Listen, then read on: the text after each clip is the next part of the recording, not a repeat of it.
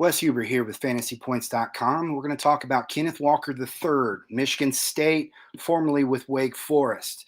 So this guy, I mean, he's one of the most electric running backs in the draft.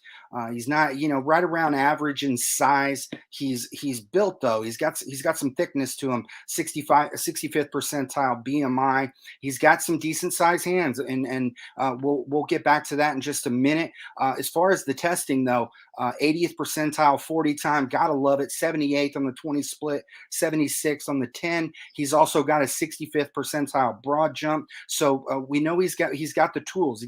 He's got definitely has what he needs there. If you go back to his 21 tape, I mean, he single-handedly led Michigan State to the victory over Michigan, their only loss of the season.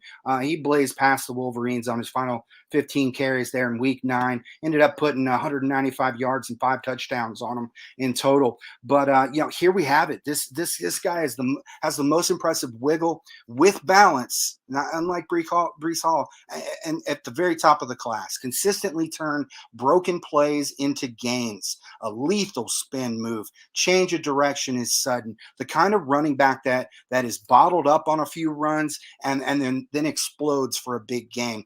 Outstanding jump cut. Perhaps his trademark move. Combine that with his plus vision. Walker has a knack for cutting into the optimal lane. He plays defenders as they're trying to attack. So jumping back to his hand size, the hand size is partially correlated. I wouldn't directly correlate it to receiving ability, because we have seen some guys with smaller hands, but it definitely helps. He only caught 17 passes during his entire college career, and that's an issue. 2 drops, so no big issues there. But before we try to write him off as a receiver, understand he caught 64 balls when he was in high school and 16 touchdowns. And then if we look at what happened this past year with Michigan State, he ran the ball 25% more than the routes that he was tasked to run. So I think the potential is there. He was just so dominant as a runner that Wake and Michigan State, they chose to save his touches for handoffs.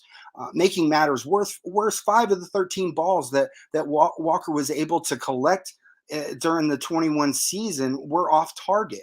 So the Spartans, I mean, bottom line, they did not involve their running backs in the passing game, unless you look at Connor Hayward, who they used as more of a tight end.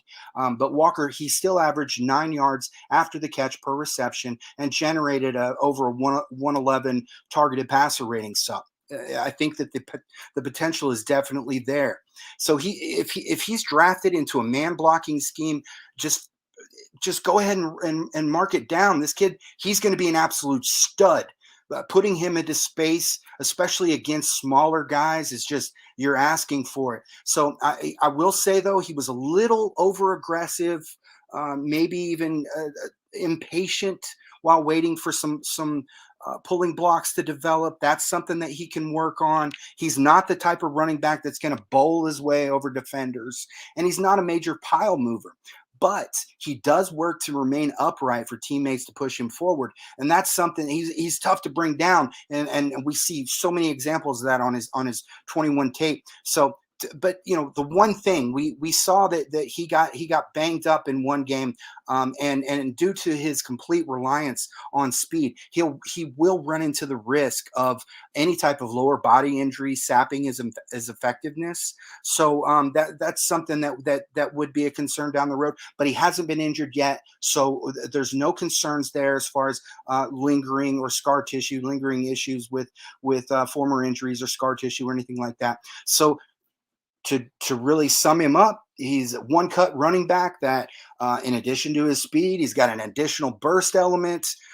He works through arm tackles very well, despite his lack of physicality. He's got some outstanding elusiveness that actually allows him to be dangerous at the goal line. He's not small, so he does pack quite a bit of momentum.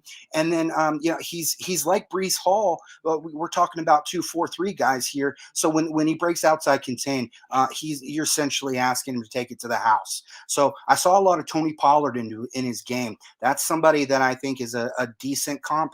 But I think overall, with everything that he brings to the table, I think he's a little more dynamic than Tony Pollard. I think we're going to see him develop as a receiver. I would actually do a combined comp of Tony Pollard slash Rashad Penny here. Tony Pollard's receiving potential, I think, is the ceiling here for Walker. I know that may seem like a lot, but that's where I see it. And then he's got a lot of that explosiveness that we see from Rashad Penny.